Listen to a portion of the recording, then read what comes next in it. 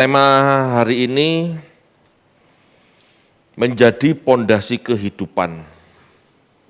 Ya, kita akan bahas apa yang dimaksud pondasi kehidupan. Kita akan baca 1 Petrus 2 ayat 1 sampai 8. Silakan, Pak. 1 Petrus 2 ayat 1 sampai 8. Karena itu buanglah segala kejahatan, segala tipu muslihat, dan segala macam kemunafikan, kedengkian dan fitnah. Dan jadilah sama seperti bayi yang baru lahir, yang selalu ingin air susu yang murni dan yang rohani, supaya olehnya kamu bertumbuh dan beroleh keselamatan. Jika kamu benar-benar telah mengecap kebaikan Tuhan, dan datanglah kepadanya, batu yang hidup itu yang memang dibuang oleh manusia, tetapi yang dipilih dan dihormat di hadirat Allah. Dan biarlah kamu juga dipergunakan sebagai batu hidup untuk pembangunan suatu rumah rohani bagi suatu imamat kudus, untuk mempersembahkan persembahan rohani yang karena Yesus Kristus berkenan kepada Allah. Sebab ada tertulis dalam kitab suci, sesungguhnya aku meletakkan di Sion sebuah batu yang terpilih, sebuah batu penjuru yang mahal, dan siapa yang percaya kepadanya tidak akan dipermalukan. Karena itu bagi kamu yang percaya, ia mahal.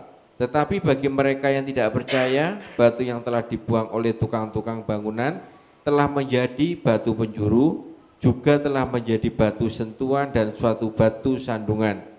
Mereka tersandung padanya karena mereka tidak taat kepada firman Allah, dan untuk itu mereka juga telah disediakan. Baik. Petrus menasehatkan kepada orang percaya agar menjadi seperti bayi yang baru lahir.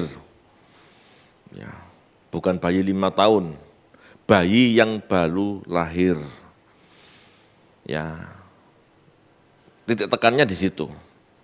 Bayi yang baru lahir hanya butuh ASI dari ibunya, air susu ibu. Zaman dulu belum ada susu formula, Bapak Ibu.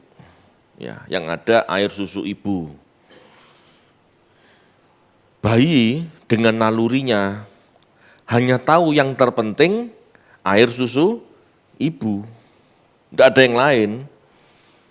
Pada saat bayi nangis, oek gitu ya, ibu sudah tahu dia minta air susu. Tidak minta yang lain, tidak minta boneka, PlayStation. Tidak kan? Yang diminta air susu. Bahkan dia nggak minta bubur ayam. Tidak ada bayi kan? Gitu loh. Demikianlah kita seharusnya dalam hubungan dengan Tuhan, tahu yang terpenting adalah memahami firman Tuhan. Tidak ada yang terpenting lain.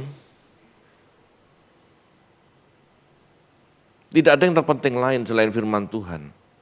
Karena Allah berhubungan dengan manusia melalui firman-Nya. Dan firman-Nya sama setiap orang. Tidak beda. Apakah Matius pasal 1 ayat 10 misalnya berbeda antara saya punya Alkitab saya dengan Alkitabnya Pak Tony? Tidak kan, sama semua. Sama Bapak Ibu. Kita harus mengenal firman Tuhan dan memahaminya, karena ini satu-satunya yang penting dalam hubungan dengan Tuhan. Firman Tuhan yang terpenting. Ya, firman Tuhan yang terpenting, hal rohani. Firman Tuhan itu bicara hal rohani, tidak pernah diajarkan dalam firman Tuhan hal jasmani. Ingat ya sekali lagi, firman Tuhan itu firman-Nya Yesus. Apa yang Yesus sampaikan, itu firman Tuhan. Selain yang Yesus sampaikan sebetulnya bukan firman Tuhan, karena yang menyampaikan itu bukan Tuhan, tapi nabi-nabi. Iya Pak, tapi itu juga firman Tuhan. Betul, jika Anda memahami dengan benar. Jika tidak, jadinya salah. Standar kebenaran firman Tuhan itu ya sabdanya Yesus, apa yang Yesus katakan, itu firman Tuhan. Kalau kita mengakui Yesus Tuhan. Yesus mengajarkan Bapa kami di dalam surga, dikuduskanlah namamu, datanglah kerajaanmu, bla bla bla bla. Cukupkanlah hari ini makanan cukupkanlah pada kami hari ini makanan yang secukupnya, berikan pada kami makanan hari ini yang secukupnya. Itu jelas, itu standarnya Tuhan.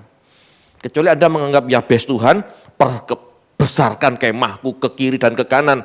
Jika Yabes Tuhan, jika Yabes bukan Tuhan, ikuti Tuhan Yesus selama kita masih percaya Yesus Tuhan. Gitu.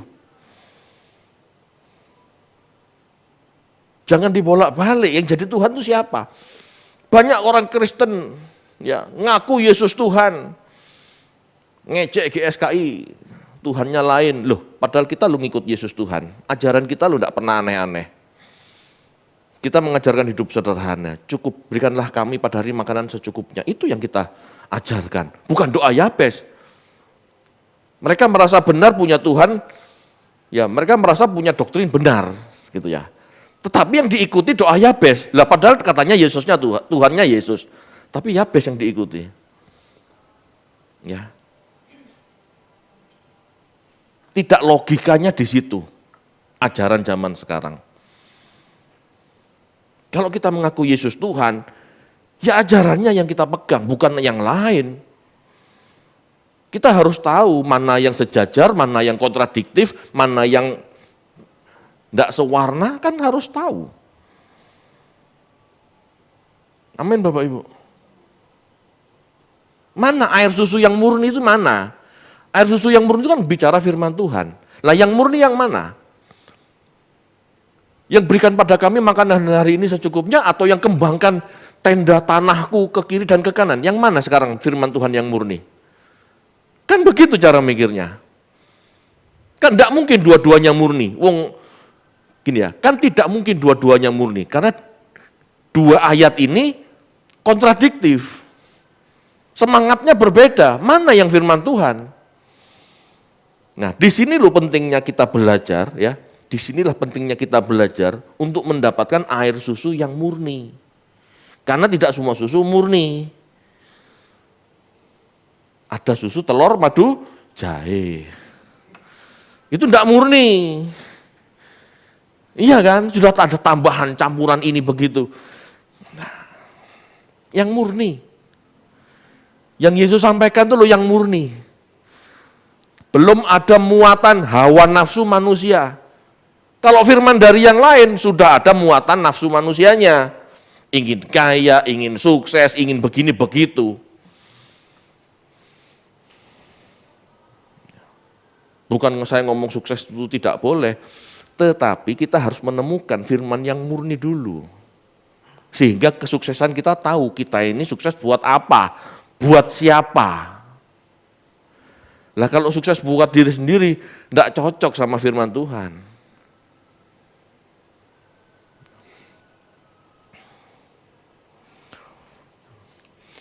Jelas ya, kita harus memahami air susu yang murni. Ya, hal rohani bukan jasmani. Jelas hal-hal rohani berlawanan dengan hal-hal jasmani atau daging. Beda. Tidak sama. Air susu yang murni bicara tentang hal-hal rohani. Susu campuran ya. Itu hal-hal daging. Yang mengenakkan daging, hal-hal jasmani itu bukan air susu yang murni. Galatia 5 ayat 17. Ini penjelasan yang harus selalu kita ingat Bapak Ibu. Dulu saya bingung, hal jasmani itu apa, hal rohani itu apa. Ini loh penjelasannya. Galatia 5 ayat 17. Sebab keinginan daging berlawanan dengan keinginan roh, dan keinginan roh berlawanan dengan keinginan daging. Karena keduanya bertentangan, sehingga kamu setiap kali tidak melakukan apa yang kamu kehendaki. Ya, hal-hal daging itu menimbulkan hawa nafsu, iri, dengki, kepingin begini, kepingin begitu, memuaskan daging. Hal-hal rohani tidak. Hal-hal rohani merelakan, melepaskan, berbagi, menahan diri. Itu hal-hal rohani.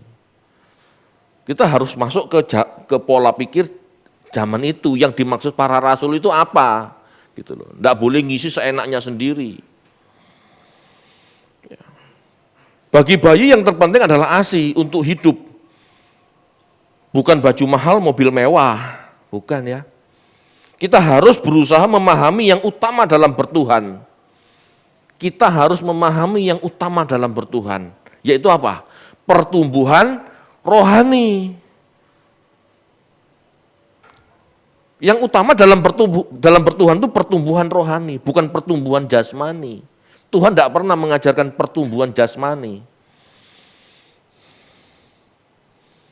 Silakan, Aster. Ya Bapak Ibu, yang utama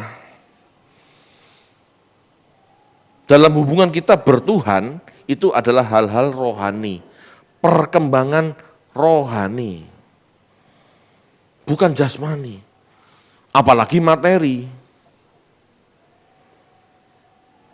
Apalagi materi. Materi sama jasmani beda Pak, lebih jauh lagi. Materi itu hal-hal yang seharusnya tidak terlalu berhubungan dengan tubuh. Kekayaan, kemewahan.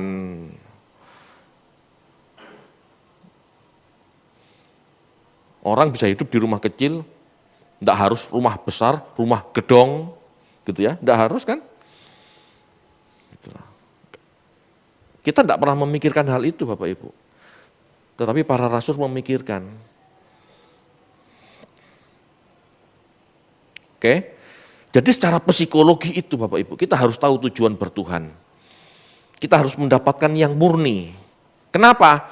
Supaya iman kita kokoh. Supaya iman kita kokoh. Supaya kita sehat. Supaya kita sehat. Ada penelitian Bapak Ibu, seseorang balita ya yang diberi air susu ibu, setahun 2 tahun pertama diberi air susu ibu, dengan setahun 2 tahun pertama diberi susu formula, itu beda loh, hasilnya beda. Daya tahan anak dengan air susu ibu lebih kuat. Kok ngerti Pak David? Loh, dulu saya pernah jadi detailer susu formula soalnya. Iya. Dan tidak boleh saya mengkampanyekan susu formula saya. Kalau ibu tidak keluar air susu, baru saya tawarkan air formula, susu formula saya. Setidaknya tidak boleh. Meskipun susu formula yang saya tawarkan terkenal, tetap harus menyarankan ASI dulu. Kenapa? Tumbuh kembang anak itu tergantung air susu ibu. Bukan susu formula atau susu sapi, bukan. Itu ya. Tuhan sudah merancang Bapak Ibu. Anak kita kan anak manusia kan bukan anak sapi. Ya, gitu loh maksudnya. Kalau kita mau jadi anak Allah, ya seraplah dari Allah yang sebenarnya. Yang sesungguhnya, yang murni, baru kita jadi kokoh. Kalau kita jadi kokoh, baru kita bisa jadi pondasi kehidupan. Pondasi kehidupan itu bicara untuk berkat buat orang lain. Selama kita tidak memahami bagaimana kokoh, kita tidak bisa jadi pondasi kehidupan. Kalau kita bisa menyerap air susu yang murni, yang esensi dari bertuhan, yaitu firman Tuhan yang murni, baru kita kokoh. Kita kokoh, itu berarti namanya kita bertumbuh, berkembang, kuat dalam iman, enggak tergoyahkan, hidup dengan tekun, apapun yang terjadi enggak goyah, gitu ya, baru bisa jadi pegangan orang lain. Oh, tidak bisa Bapak Ibu. Kita lanjutkan. Pada ayat 4-8 dikatakan, dan datanglah kepadanya. Ya. Sambil Anda lihat ayat-ayatnya, ayat 4 coba munculkan. Dan datanglah kepadanya. Ini kalimat perintah. Ya. Datanglah kepadanya, ini kalimat perintah. Kita harus datang kepada Allah dalam arti memahami firman-Nya secara berkesinambungan. Tidak cukup sekali, harus berkesinambungan. Datanglah kepadanya, batu yang hidup itu. Batu dalam perjanjian lama itu bicara tentang kekuatan, stabilitas, ketekunan. Ya, ini kan ngomong tentang batu di Sion, batu bait Allah. Jadi jangan Anda pikir batu seperti di halaman kita. Ini manusia Bapak Ibu. Batu di halaman kita ini paling segini, ya. Segini. Batunya bait Allah ini segini Bapak Ibu, sak rumah, sak mobil. Kuat, kokoh, tidak tergeserkan. Itu maksudnya. Datanglah pada batu yang hidup itu. Batu yang hidup itu maksudnya ya hidup, bukan batu yang mati. Batu yang hidup itu manusia Yesus ini loh. Itu kokoh. Ya. Kenapa kokoh? Nah, kita harus lihat surat Petrus ini kan ditulis setelah Yesus menunaikan tugasnya. Batu yang kokoh itu Bapak Ibu bicara tentang meskipun ditolak oleh bangsanya, ditolak orang-orang Yahudi, dia tetap melakukan tugas dari Bapak dengan setia. Yesus dalam masa hidupnya laku enggak? Enggak. Yang ikut dia 12 murid, paling banter 70 murid. Lah 5.000 orang itu Pak, cuman kepingin roti itu. Ini menguatkan saya juga, Yesus kokoh sampai akhir bahkan mati meskipun ditolak.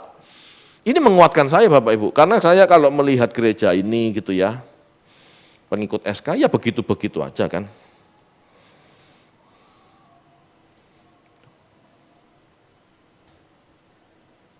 Enggak, rasanya kan enggak ada perkembangan. Kadang-kadang saya mikir, maaf ya bapak-bapak senior, kalau Anda mendahului saya, ngerti ya? Kalau Anda mendahului saya, pulang ke rumah Bapak duluan, nah ini gereja tinggal berapa gelintir orang. Betul loh. Kadang-kadang saya mikir, Tuhan gimana ini? Tapi kan saya tidak boleh goyah dalam lihat kondisi itu. Yesus juga tidak melihat sesuatu yang berubah. Jadi 500 muridnya, enggak kan? Sampai mati tetap 12, bahkan 70 cuman maksimal. Setelah keluar Yerusalem baru tambah banyak. Itu yang menguatkan saya. Dia kokoh. Yesus kokoh sampai akhir. Meskipun muridnya cuma 12, yang dengerin dia cuma maksimal 70, dia kokoh. Ini menguatkan saya. Lanjut saja. Teruskan saja. Sudah tidak mikiri masa depan. Meskipun kadang-kadang itu muncul. Gimana besok masa tuaku ini. Kadang-kadang begitu. Tapi Yesus kokoh, aku juga harus kokoh. Batu yang murni, susu yang murni, itu yang membuat kita bisa menjadi kokoh seperti batu. Tidak tergeserkan. Pokoknya begini, jalan. Itu menguatkan saya. Batu yang murni seperti itu. Ya. Batu ditolak oleh tukang, gitu ya. Batu itu ditolak oleh tukang. Ya, bisa jadi ini merujuk batu itu, Yesus itu ditolak oleh pemuka-pemuka atau pemimpin Yahudi, ditolak oleh rabi-rabi Yahudi yang lain. Ya. Tetapi Yesus tetap bertahan. Ini loh batu yang kokoh. Batu yang kokoh, yang dibuang oleh para rabi, yang dibuang oleh orang Yahudi, dialah yang dipilih oleh Allah dan dihormati. Ya. Dipilih oleh Allah untuk menjadi batu pembangunan suatu rumah rohani. Anda tahu maksudnya? Yesus ini batu penjurunya untuk sebuah rumah rohani yang namanya kekristenan. Berdasarkan teladan hidupnya, berdasarkan firman-Nya, kekristenan ini berdiri. Meskipun ada orang-orang Kristen yang nggak paham masih. Yang diajarkan firman-firman yang ada di dalam perjanjian lama, bukan di perjanjian baru. Ini aneh sebetulnya. Kamu tuh berdiri di atas Yesus atau berdiri di atas nabi-nabi perjanjian lama.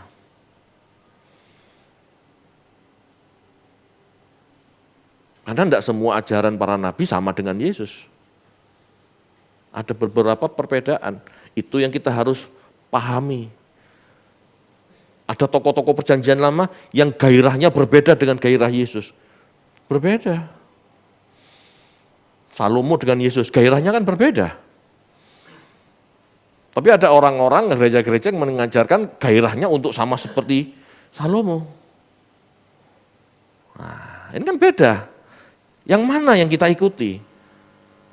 Susu yang murni yang seperti apa? Yang membuat kita menjadi kokoh seperti batu bait Allah ini yang mana? Ya.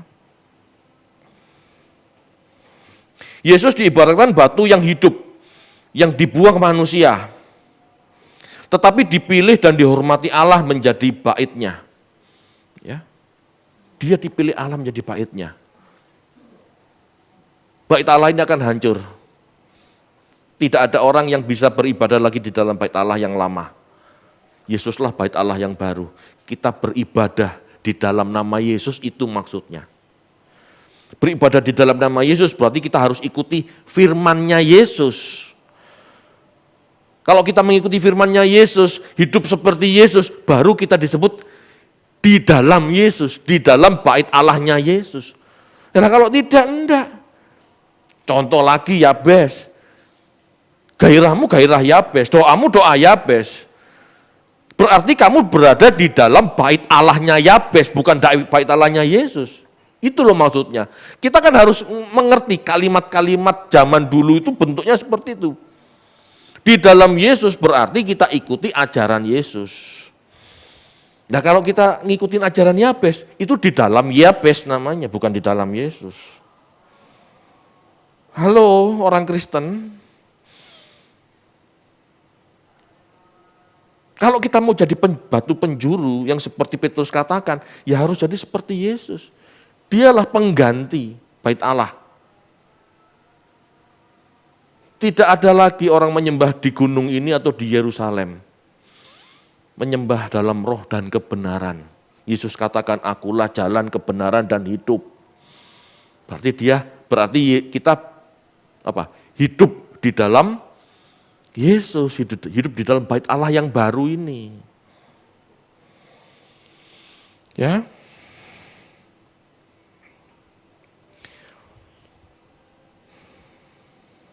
Yesus diibaratkan batu yang hidup yang dibuang manusia, tetapi dipilih dan dihormati Allah. Kalimat ini menunjukkan bahwa Yesus dan Allah adalah pribadi yang berbeda. Betul ya? Yesus dipilih dan dihormati Allah. Berarti Yesus dan Allah itu sosok yang berbeda. Kalau Yesus adalah Allah, Allah adalah Yesus, masa dia memilih dirinya sendiri? Iya kan? Yesus tidak memilih dirinya sendiri untuk dihormati, tapi Allah yang memilih dan menghormatinya. Kenapa Allah memilih dan menghormatinya? Karena dia tekun dalam penugasannya. Dia tekun dengan firman-Nya, hidup sederhana,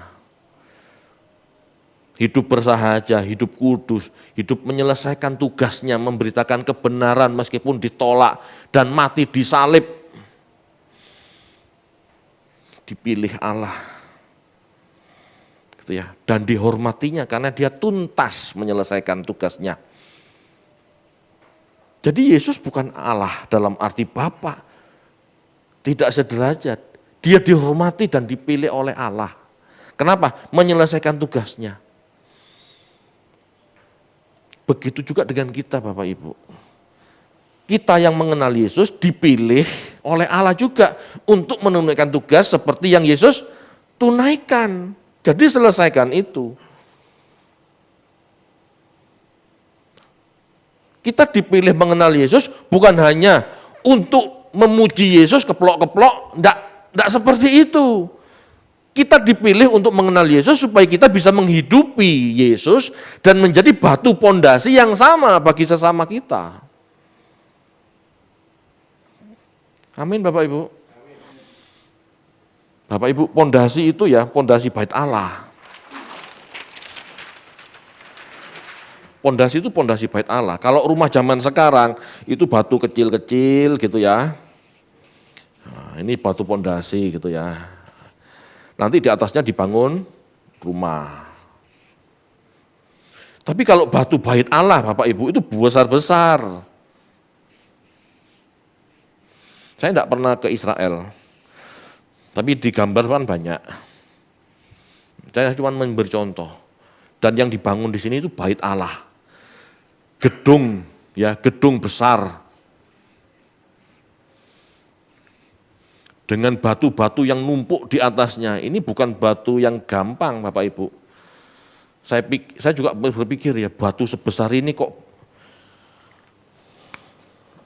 dihancurkan tentara Romawi, kok cek niate gitu loh istilahnya ya. Kalau zaman sekarang dibom gitu karuane. Zaman dulu kan nggak ada bom. Nah gimana bongkar bangunan batu segini besarnya? Ya. Tetapi batu ini loh yang diomong Petrus.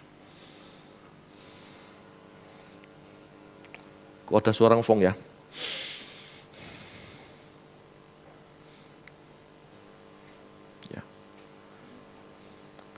Yesus diibaratkan batu, berarti Allah bukan batu itu, tetapi sosok pemilik yang berdaulat yang memilih batu itu.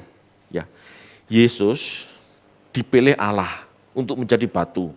Jadi batu itu bukan Allah, batu itu Yesus.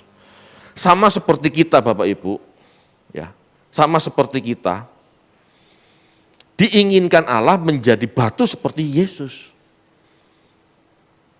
Masalahnya mau enggak kita? Panggilan Kristen ini loh, menjadi pondasi buat sesamanya bagaimana hidup bertuhan. Jadi menginjil itu sebetulnya bukan cuman khotbah. Panggilan Kristen menjadi batu, bukan cuman sekedar Yesus Tuhan, ayo ke gereja supaya selamat. Bukan cuman itu. Kita harus memberi contoh, teladan hidup, supaya orang lain juga bisa melihat hidup yang benar seperti apa.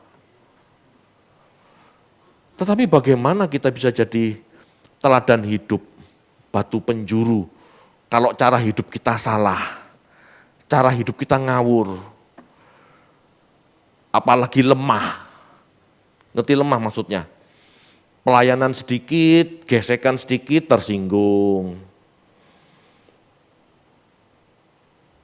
Pelayanan ada tantangan sedikit, mutung.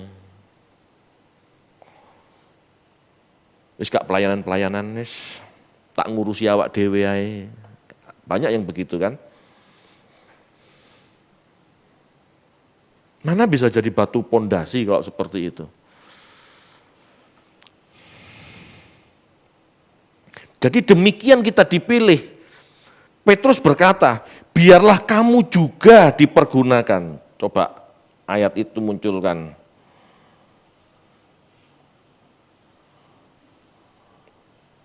Di ayat berapa itu ya tadi ya? Ayat 5, silakan munculkan.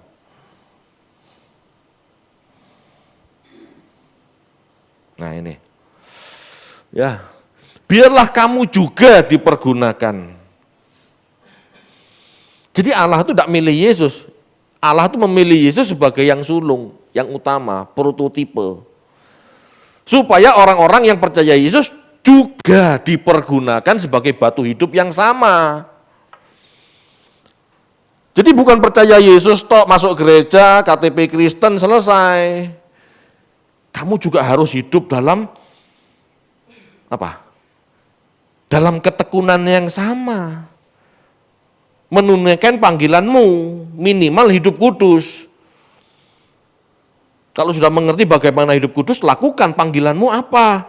Yesus menunaikan panggilannya sebagai pendamaian, mati di kayu salib, tuntas. Kita panggilan kita apa? Tuntas enggak? Kalau enggak jangan ngomong kokoh.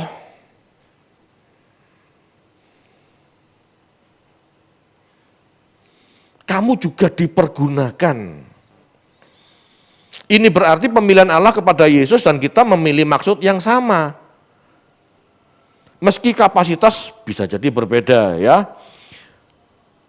Kepada Yesus Allah memilih dan menghormati karena menjadi batu atau dasar, fondasi yang hidup bagi pembangunan rohani jemaat.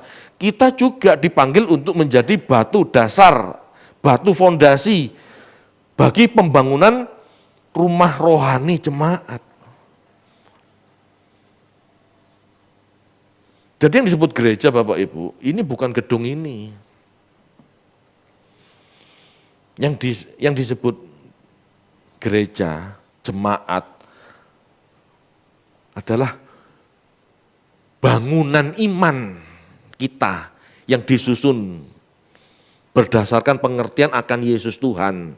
Hidup kita sesuai dengan Tuhan. Ya. Gembala-gembala di sini, pelayan-pelayan Tuhan di sini, itu menjadi batu-batu yang lain yang tersusun rapi di atas. Nah, itu ada kalimat-kalimat ya kalau dilihat dari bahasa asli, itu batu-batu yang tersusun rapi itu maksudnya. Bukan acak kadut ini, enggak seperti itu, bukan asal numpuk, tetapi batu-batu yang tersusun rapi sampai membentuk sebuah bangunan yang indah. Nah gimana bisa jadi bangunan yang indah? Kalau batunya enggak kuat, enggak kokoh. Kita harus kokoh. Khotbah ini sebenarnya bukan hanya untuk Anda, untuk saya juga. Kadang-kadang saya tuh, ya namanya iblis ya kan bisa saja lewat gitu ya. Nelek gitu.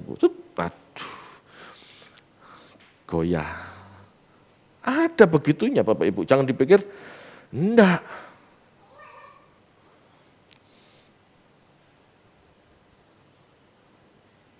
Paham maksudnya Bapak Ibu?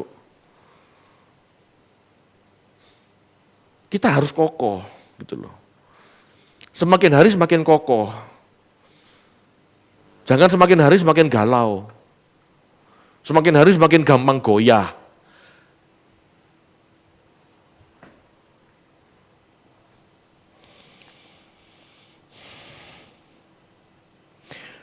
Allah menempatkan batu yang terpilih di Sion. Allah menempatkan Yesus di Sion. Batu yang berharga sebagai pusat kehidupan. Demikianlah kita ditempatkan Tuhan sesuai kehendak Allah untuk menjadi batu pondasi kehidupan rohani orang-orang di sekeliling kita. Saya ditempatkan di Banyuwangi, itu rencana Allah Bapak Ibu.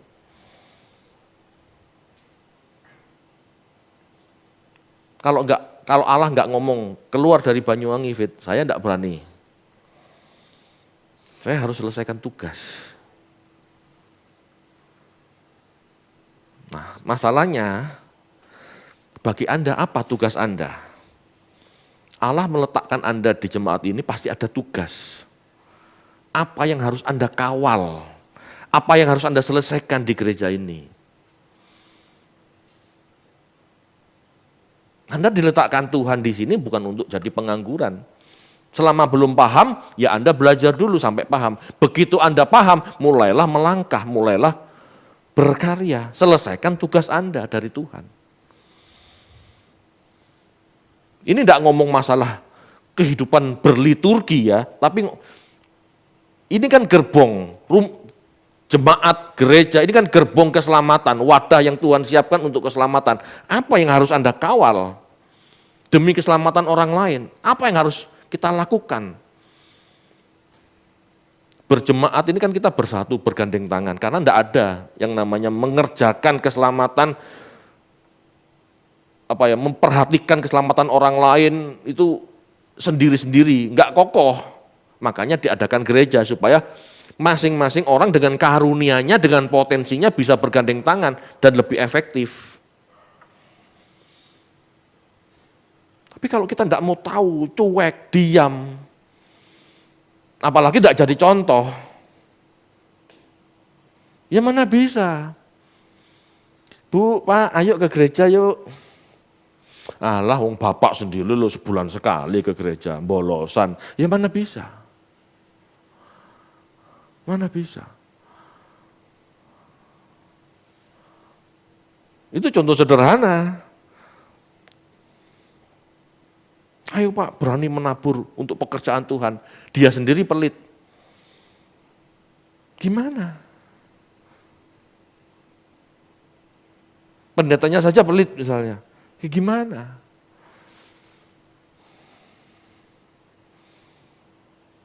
Kalau saya Bapak Ibu, uang saya terus terang aja.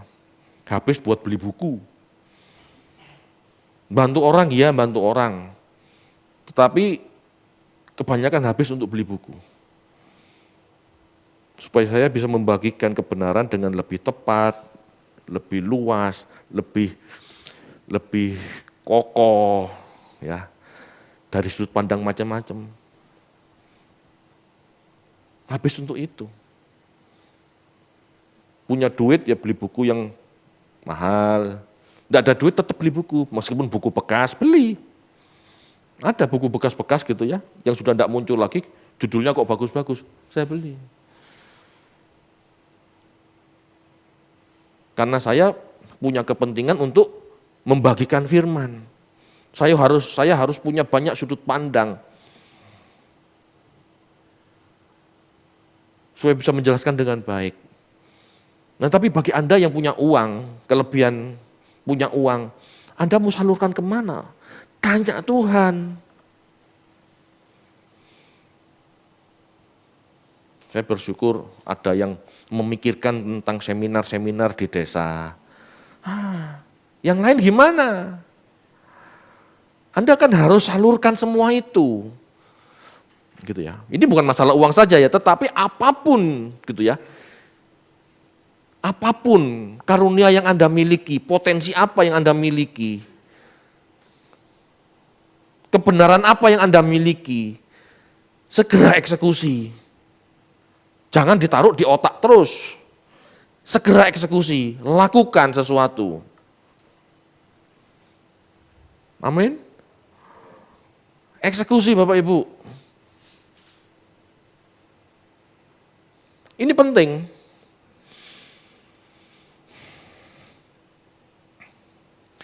Demikianlah kita akan ditempatkan sesuai kehendak Allah untuk menjadi batu pondasi kehidupan rohani orang-orang di sekeliling kita. Ya.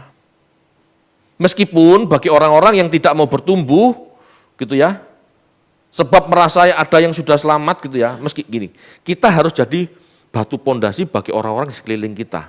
Meskipun orang-orang di sekeliling kita belum tentu sependapat dengan kita, bahkan mungkin merasa sudah selamat. Ya biar kita harus tetap tekun melakukannya supaya orang bisa melihat, oh hidup Yesus itu seperti itu loh. Orang kalau percaya dirinya sudah selamat dan tidak melakukan keselamatannya, kan santai. Lah kalau santai apa bisa jadi teladan? Enggak bisa. Itu sebabnya Petrus mengatakan, ayo kerjakan, ayo bertumbuh, ayo semakin dewasa, semakin ada progresivitas. Itu ajarannya Petrus. Paulus juga sebenarnya, kerjakan keselamatanmu. Kerjakan, eksekusi kebenaran yang kita miliki. Jangan ditaruh di otak terus. Kalau kebenaran kita cuma ditaruh di otak terus, tidak melakukan apa-apa, kita jadi orang fasik. Tahu kebenaran tapi tidak melakukan kebenaran. Tahu kebenaran, tahu tugasnya apa, tetapi karena responnya orang tidak sesuai yang kita inginkan, dia mogok. Ini juga tidak benar. Ini bukan batu yang kokoh namanya. Paham yang maksudnya ya? Ngerti kebenaran. Dan dia melakukan kebenaran. Tetapi dalam melakukan kebenaran, respon orang di sekitarnya tidak seperti yang diharapkan. Lalu dia motong. Ini bukan batu yang kokoh loh. Kenapa? Mutungan.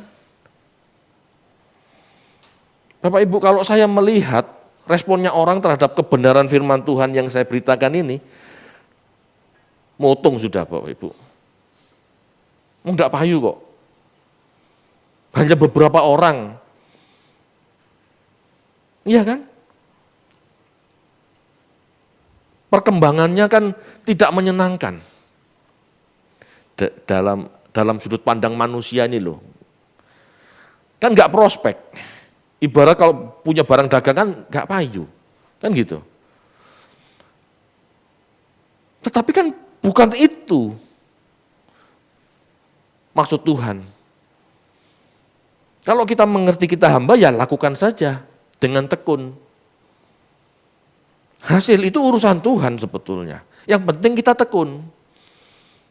Yang penting kita tekun melakukan kebenaran sehingga tetap jadi teladan. Yang penting kita tetap sampaikan firman supaya tetap ada yang mengingatkan. Hasil, ya respon masing-masing. Kita jadi alatnya Tuhan.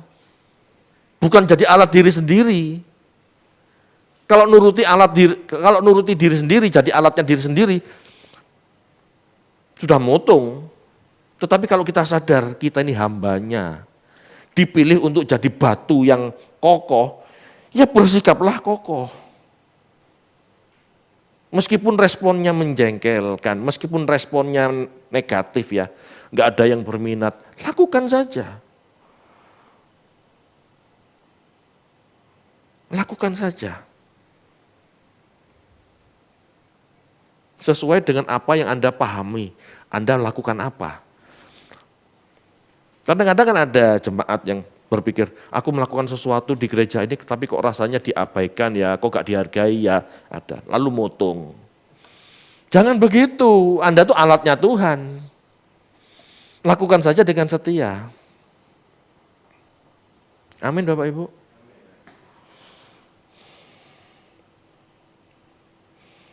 Jika kita dipilih bisa mengenal Tuhan Yesus, berarti Allah memiliki tujuan yang sama dalam diri kita. Menjadi batu yang hidup untuk pembangunan rumah rohani, komunitas kita. Masing-masing gitu. Ya. Tetapi hal ini tidak akan pernah terjadi jika kita tidak mengerti apa yang penting dalam bertuhan. Kalau kita nggak ngerti apa yang penting dalam bertuhan, seperti bayi yang nggak ngerti kalau air susu ibu yang terpenting, dia minta yang aneh-aneh gitu, ya dia nggak akan bisa bertumbuh. Ini bayangkan saja, kalau bayi ya baru lahir, nggak minta ASI, mintanya mainan. Gimana kira-kira? Sehat nggak? Nggak sehat. Orang Kristen seperti itu sekarang Bapak Ibu. Seperti bayi yang nggak ngerti permintaannya apa yang penting gitu loh. Tapi kalau kita mengerti kebenaran firman Tuhan dan kita menyerap esensi bertuhan adalah pertumbuhan rohani, kita bisa menjadi kokoh. Kita bisa menjadi alatnya Tuhan dengan kuat. Ya. Bila pertumbuhan rohani kita sendiri masih terganggu, belum mengerti arah yang benar dalam bertuhan, membuat kita tidak mampu menyerap yang murni dari Allah. Kalau kita tidak mengerti arah tujuan kekristenan, arah tujuan bertuhan itu apa, kita masih gelambiar jadi orang Kristen, kita tidak tahu apa yang kita harus serap sebetulnya. Akhirnya nggak bisa jadi batu yang kokoh, tidak bisa. Kalau tidak jadi batu yang kokoh, kita tidak bisa jadi berkat buat orang lain. Karena kokoh buat diri sendiri saja enggak. Kita malah mengimpartasi yang buruk. Dalam hidup berkomunitas, masih baper, masih ngambekan, lalu ngomel. Orang akan terimpartasi hal yang negatif.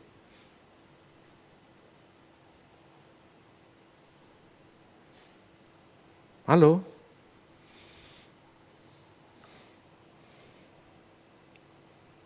Bicara batu yang kokoh ini, bicara tentang impartasi spirit yang baik, yang kokoh. Akhirnya orang datang ke sini juga melakukan sesuatu yang baik, yang sesuai firman Tuhan. Ya. Jadi ada dua yang saling terkait Bapak Ibu. Pemahaman tujuan hidup bertuhan, ya, yaitu menyerap hal-hal rohani, sehingga kita bertumbuh dalam kepenuhan Allah yang sama seperti Kristus, baru kita bisa menjadi batu pondasi yang digunakan Tuhan. Kalau yang kita serap saja salah, kita nggak bertumbuh, kita nggak bisa kokoh, kita nggak bisa menjadi batu pondasi hidup bagi sesama. Malah orang melihat kita jadi galau juga.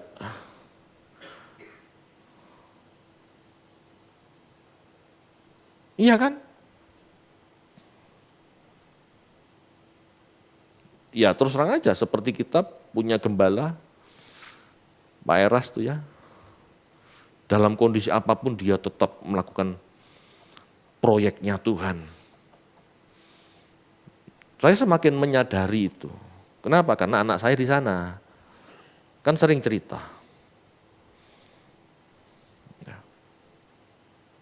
Kondisi kadang-kadang tidak memungkinkan, dia tetap lakukan dengan setia. Impartasi ada, iya ya. Saya pernah ditanya seseorang, kamu masih di GSKI? Iya. Emangnya mau kemana? Tak gituin. Kok gitu kok? Kan sudah aneh-aneh pengajarannya. Saya ngomong sama cewek ini, gini loh, kalau kita mau ngikutin seseorang karena doktrin, kamu tuh akan bingung. Karena di dalam dunia kekristenan, teologi itu banyak, doktrin itu warna-warni. Kamu memilih yang mana? Doktrin Trinitarian punya alasannya, punya alasan teologi sendiri. Doktrin Arianisme punya alasannya sendiri. Doktrin Unitarian, adopsianisme punya alasannya sendiri. Dan itu 2000 tahun sudah usia perdebatan itu, tidak selesai sampai sekarang. Lalu kamu mau ikut yang mana? Kalau aku udah tidak melihat itu, aku lihat itu sebagai wawasan teologi. Tetapi aku ikut seseorang gembala yang bisa aku jadikan teladan. Aku lihat Pak Eras paling serius untuk menggembalakan. Dia serius melayani, tidak cari kepentingan diri sendiri. Itu cukup buat aku. Tidak ada pendeta lain yang mengajak hidup kudus sengotot dia. Bagiku cukup. Meskipun dalam hal teologi ada beberapa perbedaan, itu bukan masalah. Yang penting teladannya serius, hidup kudus, itu cukup buat aku. Lah kamu cari pendeta lain coba. Tak gitu kan? Yang tanya gini, gitu ya kok? Iyalah. Ada banyak teologi, ribuan, lalu Anda mau milih gitu. Coba kepingin tahu saya. Trinitarian saja, perbedaannya macam-macam.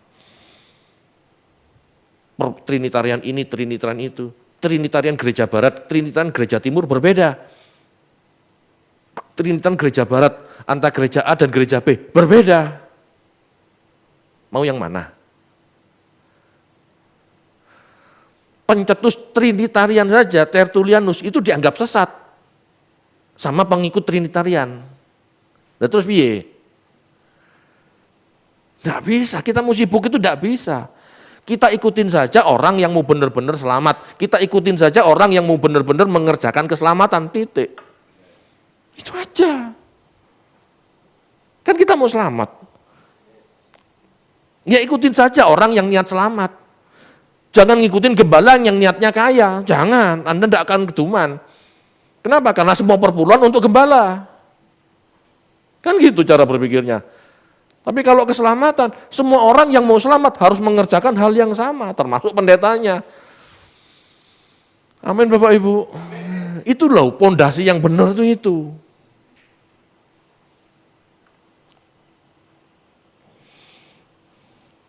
Menjadi seorang Kristen berarti menjadi seperti Yesus. Mengimpartasikan cara hidup yang suci. Ya, mengimpartasikan cara hidup yang suci. Bukan mengimpartasikan bagaimana jadi kaya raya. Itu bukan Yesus. Bukan Yesus. Tunjukkan pada saya satu ayat saja yang Yesus ajarkan tentang mencapai kekayaan. Saya akan berubah teologi. Tapi karena tidak ada, maka saya tidak percaya itu. Yang saya percaya adalah Yesus yang mengajarkan keselamatan. Menolak, ya Yesus kan ditawarin sama si iblis toh. Sembah aku, kuberikan segalanya dalam.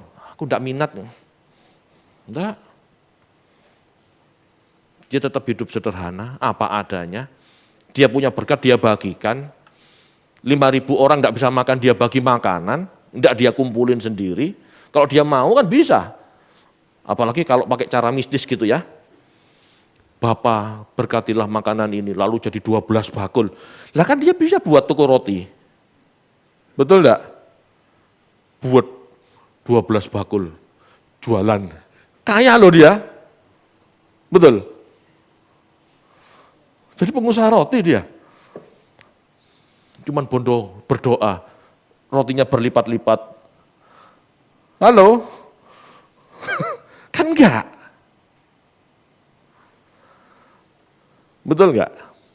Toko roti, 12 bakul. Tiap hari dia berdoa, 12 bakul muncul, dia jualan. Satu roti 10.000, 12 bakul berapa sudah? Enggak modal, doa tok loh. Dia enggak lakukan itu. Kenapa orang Kristen enggak mikir sampai di situ?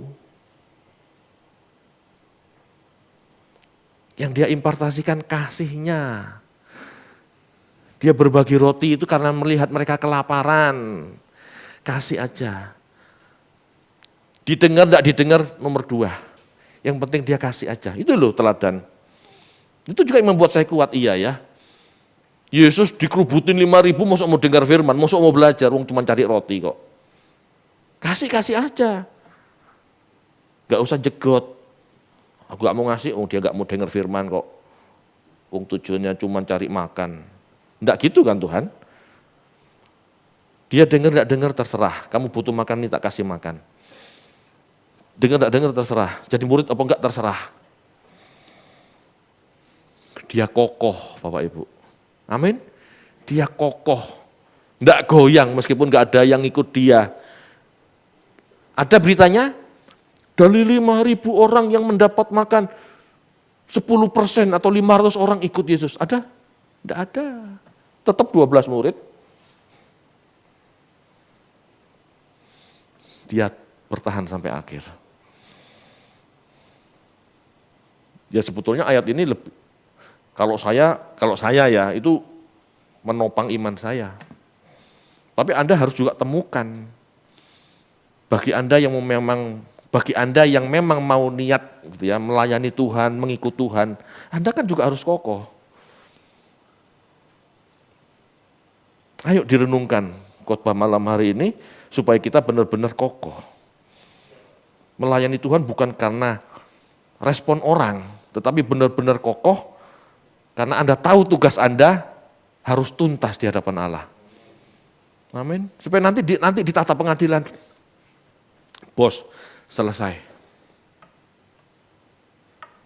Masuk.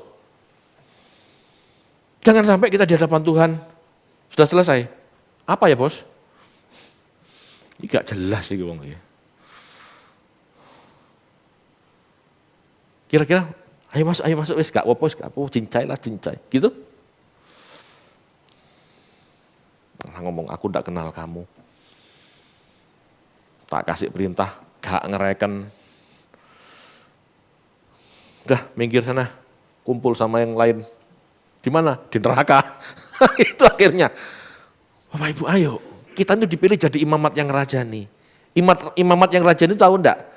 Kelengkapan bait Allah itu loh imamat yang rajani. Yang melayani Allah di bait Allah itu loh imamat. Pelayan-pelayan untuk hidup rohani yang bertumbuh. Pelayan-pelayan, ya, pelayan-pelayan Allah untuk membangun hidup rohani sesama. Itu loh imamat yang rajani. Amin. Ayo kita kokoh supaya bisa dipakai Allah jadi pondasi rumah rohani. Mari kita berdoa.